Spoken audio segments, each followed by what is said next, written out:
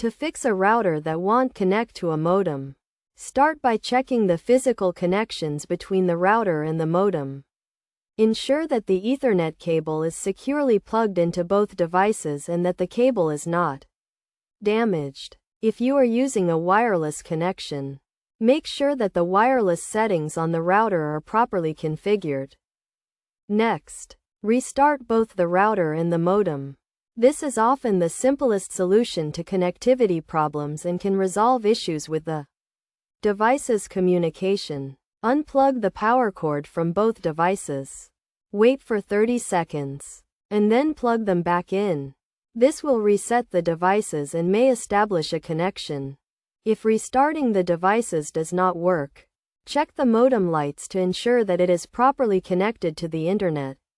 The lights on the modem will indicate whether it has a connection to the internet.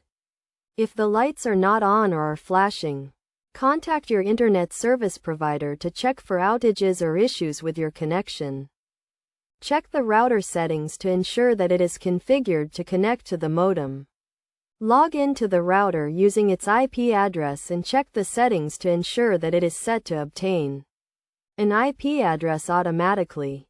If the router is set to use a static IP address, ensure that the IP address, subnet mask, and gateway are correctly configured.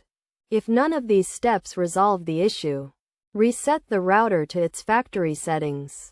This will restore the router to its default settings and may resolve any configuration issues. To reset the router, press and hold the reset button on the back of the router for 10 seconds. Then, release the button and wait for the router to restart. Finally, if none of these steps work, contact your internet service provider or the manufacturer of the router for further assistance. They can help troubleshoot the issue and provide additional guidance on how to resolve the problem. By following these steps, you should be able to fix a router that won't connect to a modem and establish a stable internet connection.